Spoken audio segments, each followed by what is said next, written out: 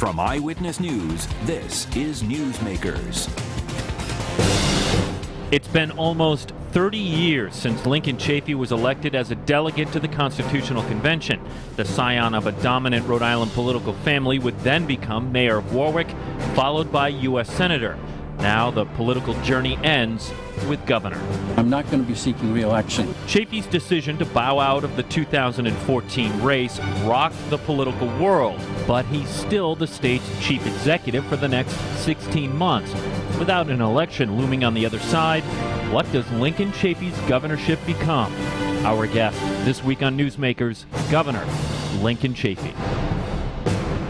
Good morning. Welcome to Newsmakers. I'm Tim White. Joining me on the panel, WPRI.com reporter Ted Nesi and political reporter for Rhode Island Public Radio, Ian Donis. Good morning, everyone. Good morning, Governor, and welcome back to the program. Ian, Ted, good morning. So we were discussing before the show how we begin this, and we do want to talk about your decision. I know you've answered a lot of questions about that, but it's been a couple of weeks since you made that announcement.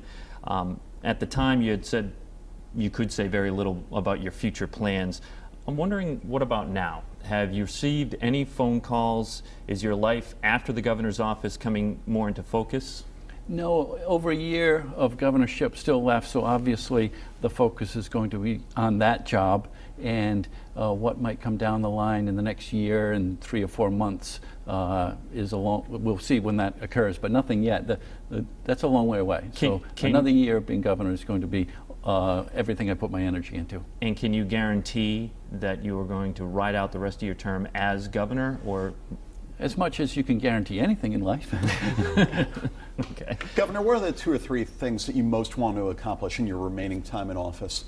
Just continue the work that we've done over the past years that I've been in office, and that's building the commitment to education, infrastructure, workforce development, and also the cities and towns. And that's just what I've been saying ever since I ran for office, and what I want to continue to do. Maybe a little bit on work on possibility of having a constitutional convention and preparing the voters for that decision they might make in November 2014, whether to have a convention. Also, I've been talking about getting the cheap, reliable, renewable, non-climate change contributing hydropower down from Quebec, and making sure that that's affordable and available here to Rhode Island consumers. We're going to talk about the Constitutional Convention, but I was wondering if there was, if ending your campaign frees you to do anything that might be considered politically unpopular. No, I've always taken the views that I thought were in the best interest of the state and our citizens, regardless of the politics anyway. So that, I don't think that'll change. But you said at your press conference, running again means you have to make compromises. What compromises were you talking about? The details, different pressures are if you're running, if you're in a Democratic primary, what those constituencies might want from their candidates. It's a little bit easier not to be in that political environment, but I've always, through my political career, you started off with the clip of 1985 when I first ran. The only reason I'm doing this job is what's in the best interest, and the long-term best interest of our community.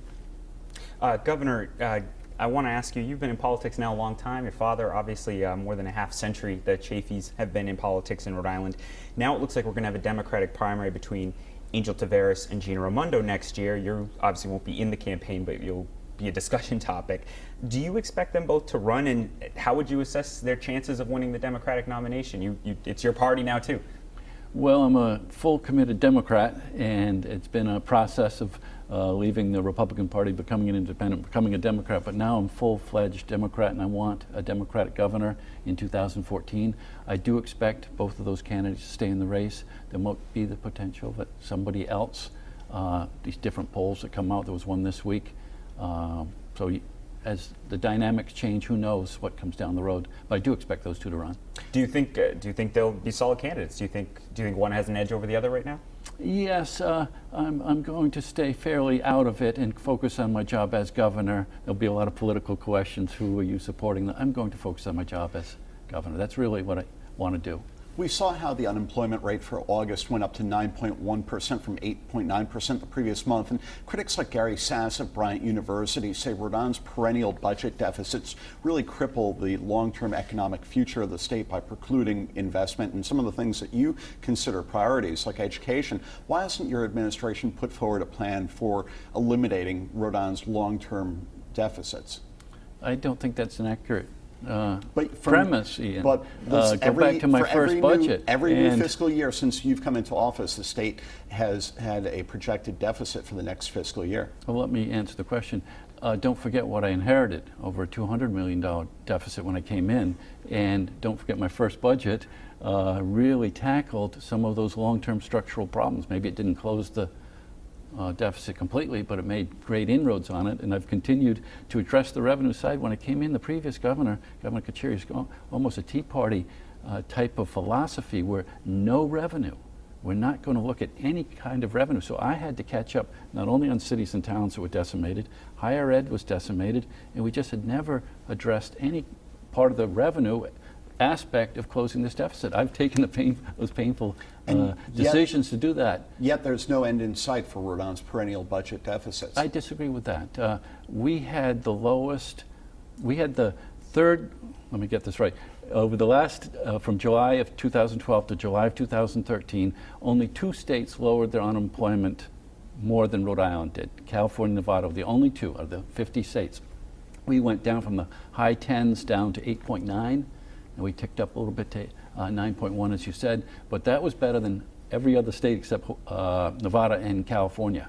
And so we were making great strides, getting the people back to work, 10 consecutive months of declining unemployment, all good, and now we kind of plateaued here, 8.99, 9.1. I expect it to start dropping again. We had a great run there for a while. The best of any but 2 states in the country. I want to pivot to 38. And that's going to get the economy going again, get our revenues coming back in, closing that deficit, which is what I want to do and what I care about as a mayor, as a senator, and some of those tough votes I took as senator against these deep tax cuts because I cared about the deficits that came roaring back federally that then decimated the state economy. So I have Governor, a very consistent record against Let's move on to deficit 38 spending. Studios, if we could. The Legislative Oversight Committee, looking into 38 Studios, said they reviewed the minutes of the EDC board meetings and found there was no discussion whatsoever of the deal. No oversight of 38 Studios. Everyone knows you hated the deal from the beginning.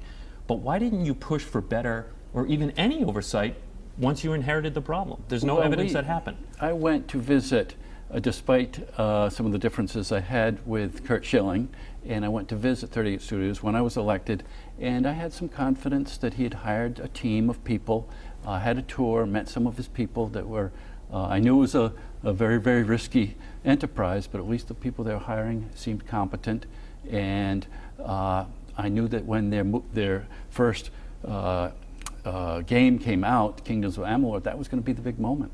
And when it didn't do well, that's when things crashed. It really, nothing could have been done. And Ted, I think you have posted on one of your Nisi's notes about the Schwartz from Boston saying anybody that blames Lincon Chafee from this, let's just dispel any of that. Fine, he's we the had a ultimate huge investment in this company. investigator of this. Why what not happened assign with 38 someone Studios. and say you should be keeping track of this company because we have so much at stake here? Well, don't forget, there were a lot of critics out there just waiting for Lincon Chafee to interfere with it and cause its demise. I mean, you have to factor that in. Lincon Chafee micromanaged it. He's the reason it's not successful. And we were all waiting to see what Kingdoms of Amalur did.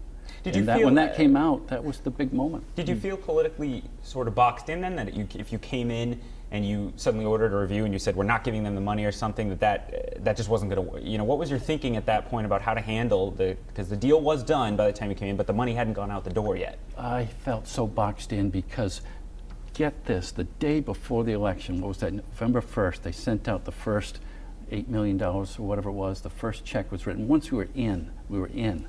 If they could have waited till another day, perhaps we could have said, we're not investing in this.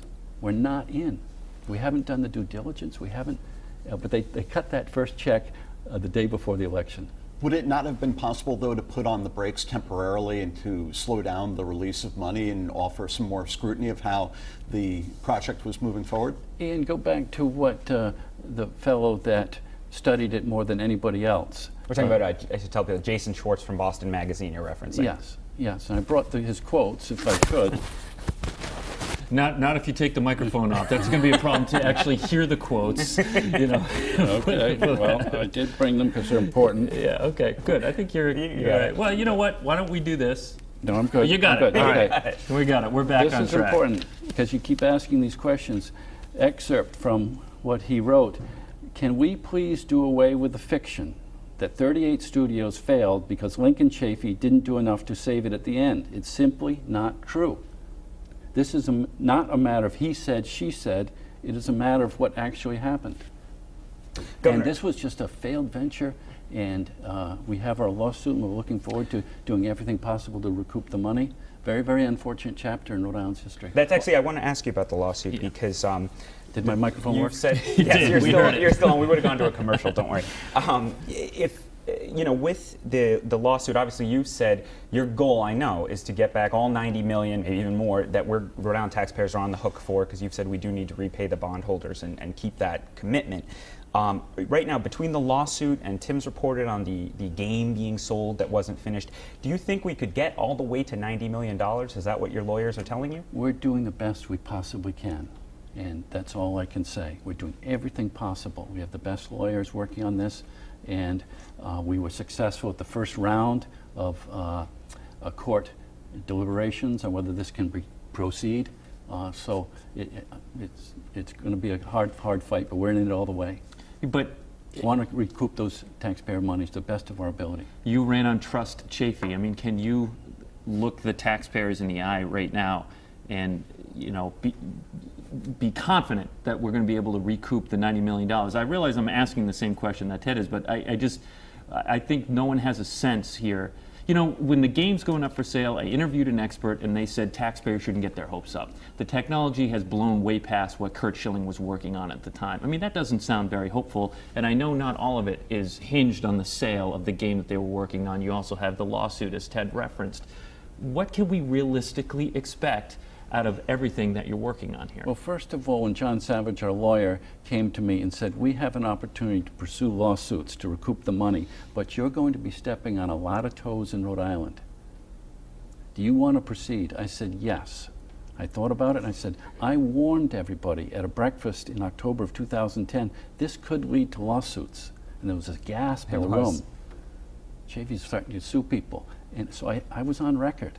And so when John Savage said, we're going to get a lawyer, we're going to go after some guilty parties here, if you give us you have to give us the green light to go all in. It can't be half in, 3/4 in. And I thought about it and said, well, I'm all in. And so we're stepping on some toes. We're doing the best we possibly can, and that's all I can pledge. He said, trust Chafee. You can trust me to give every effort. That was a big decision when that moment came. Do you want to do this? It's not without controversy. All right, we got to take a break here on Newsmakers. When we come back, a computer system at the DMV that's older than Ted Nesi. We're going to talk about that. Our guest this week is Governor Lincon Chafee. Stay with us. You're watching Newsmakers. I didn't know that.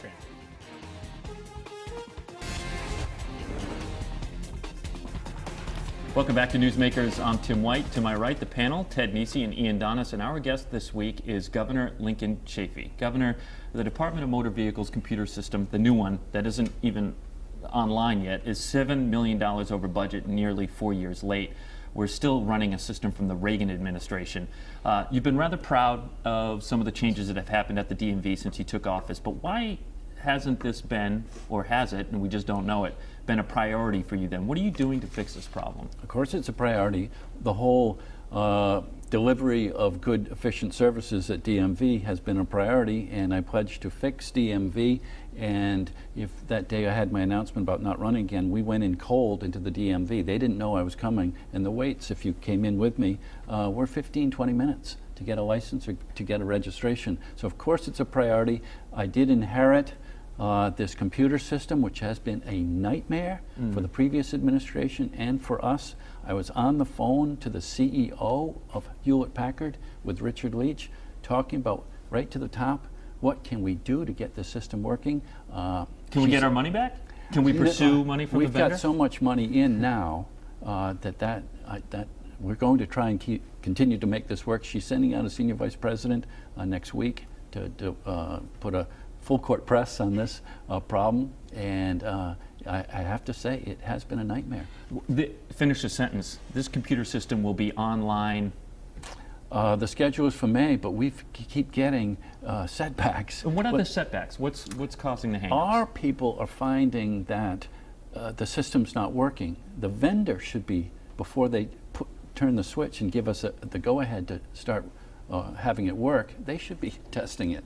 It's been very frustrating. Governor, I want to ask. But we're on the phone with Meg Whitman, who's ran for, governor of California? I think governor, yep. Yeah, unsuccessfully, yeah. And then she became CEO of Hewlett-Packard to do a turnaround, and she was great. She said, I'm going You actually talked to Meg Whitman Yes, about I this? did. Okay. And she gave us her cell phone and her email and said, I want to be on top of this. So, You know, if you give out that cell phone number on the show, I think the computer system will get fixed really quickly. Yeah, maybe that'll be the next episode. Governor, you talked, and you already alluded to it in your press conference, about, and really passionately, about the need for a constitutional convention in Rhode Island. I hope people don't fall asleep on us, because I think it's interesting, and it could be very important, and I'd love to understand a little better why that was top of mind to you as you discussed with the reporters, and we asked you questions about why you decided not to run, why you were thinking about the structure of Rhode Island's government. What have you learned from this experience that most of us will never have? well, it's no surprise when I ran for governor. I knew full well how strong the powers of the General Assembly were, and that's just how Rhode Island is, one of the strongest of any of the 50 states. And that wasn't a surprise. I knew that. But when the time comes with our chronic inability to succeed economically, you have to look at the structure of government. And fortuitously, there is going to be a call for a constitutional convention. Secretary of State Mala said he is going to put it on the 2014 ballot, so the good citizens of Rhode Island will be able to vote, hopefully in favor. And then we can talk about how we can reorganize those executive powers versus legislative powers and put them more in sync with other states. When you elect a CEO, a governor, give them the power to do the job. But I knew that coming in, so I'm not complaining. But when I ran for office, but now's the time to really look seriously at. But do you think it has a real impact on how government works in Rhode Island? It's not just you're the governor, of course you wish you had a bit more power here and there. No, it impacts policy. Nothing could be more important. Bruce Sunland never seemed to be handicapped. Line item veto is a perfect example. Everything goes in the budget the last minute, and if the governor vetoes the whole budget, it's going to be overridden in a millisecond. But if you can line item veto, like 46 other states have, then that becomes a public discussion about that narrow issue. And oftentimes they don't want that narrow discussion. They want it put in a big enchilada. And, Bruce Sunland was so that makes a huge difference. Appointments, everything takes confirmation. Every board and commission takes confirmation, balancing out some of the powers. To be fair, maybe they need, reps and senators need 4-year terms. Maybe there's some trade-offs. These are some of the issues that we should be talking about as citizens of Rhode Island. Governor, in terms of claims that the governor's office is too weak in Rhode Island, some people point to Bruce Sunland. He was a strong personality. He got a lot done, expanded the airport.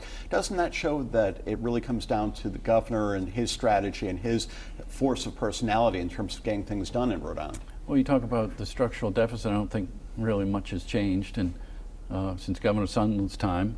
But there were as times forceful as you may be, you still have your limits. There were times back in the 90s when there was not a structural deficit. We talk about different personalities. Everybody has different personalities. I'm proud of my success I've had in all my political jobs. I'd like to switch gears to a big fiscal issue for the future of the state, the pension overhaul of 2011. Public employee unions are suing, and there's mediation going on about that. Who has the ultimate authority to speak for the state in signing off on a settlement? What if there's a disagreement between you and Treasurer Gina Raimondo, who's also a party to the suit? Ultimately, to answer your question, it's the General Assembly. If we change one comma, one word, it has to go back to the General Assembly. That is an existing law. Yes, it's in. Can I finish? But isn't there a step before it goes to the General Assembly? Don't the parties to the lawsuit have to sign off on it? That's what I just. No, that's not. If we come to an agreement, then it goes to the General Assembly. But ultimately, they're the ones. It is an existing law. It is in litigation, and we're working through the mediation process, which I recommended, and then the judge, unbeknownst to me, ordered us into to get this resolved. It's common sense, and but ultimately it has to go back to the General Assembly. That's the big decision once we get there. We have to present a package, the unions and management, and whether it's the treasurer and I think it's better if the two of us are on the same side. What if you're not? I don't think that's good for the General Assembly to make that decision. If they see a split here, we have to be together on our recommendations. You know, we're hearing from, we're getting kind of cold feet from the Speaker of the House. Sorry, I start to answer, you interrupt me. We're used to it, actually. Yeah, it's okay. From the you got Speaker half of the an House. hour, we got to get this show done. Exactly. But I do like to answer the question. So let's get through it. Senate President and the House Speaker don't seem too keen on revisiting this issue. And as you say, if they change one comma in it, they're going to have to. But they can decide not to, right? Yes. So are you talking to them about it? Yes, I think ultimately common sense will prevail if you have an agreement with unions and management that gets us out of litigation, that if we potentially could lose and be costing us hundreds of millions of dollars, and they have to set a budget too, General Assembly has to set a budget, common sense will prevail. Do you regret signing the pension law now, since it's in court and all this is going on?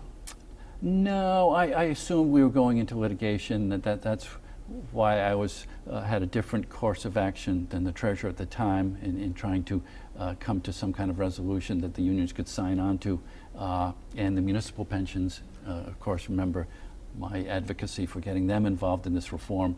But ultimately, let's sign the bill, and we'll probably end up in mediation, which we did. And it's really 4 elements of pension reform. It's really simple. You have the age of retirements you're looking at. You have the hybrid. We combined what we had in Washington, hybrid, which we talked about as candidates, and then re-amortization. That was part of it. And COLAs. There's really simple elements of the reform. Suspension of COLAs, re-am, age of retirement, and the hybrid. There's speculation about whether Senate President Teresa Pavlovic will one day become a judge. Will you appoint her as a judge before you leave office? It's a long way away. And has there been any communication about that? No. I want to, I would be remiss if I didn't do something before we ran out of time. We have about 4 minutes left. I want to play you something. We decided to pull up video from your inauguration day. You'll remember it was awfully cold that day. It was sunny but freezing, and here you are being sworn in. Looking at this video here, Governor, what would you tell Lincon Chafee of 2.5 years ago, if you could? It was a tough time in Rhode Island's history. All the deficits, the cuts to higher ed, the cuts to cities down, Providence teetering on bankruptcy, Central Falls into bankruptcy, headed to bankruptcy, Woonsocket, West Warwick, Pawtucket, all under severe financial stress. As I mentioned, higher ed, $38 million in cuts to higher ed. There was a big job ahead, and I also wanted to live up to our history, and I talked about a civil society, and that included marriage equality, which I talked about, reaching out to our new immigrants, our new Rhode Islanders, and making them feel comfortable in the state, But you knew all that then. integrating them into our I'm asking economy. you what you would have done differently if you could have.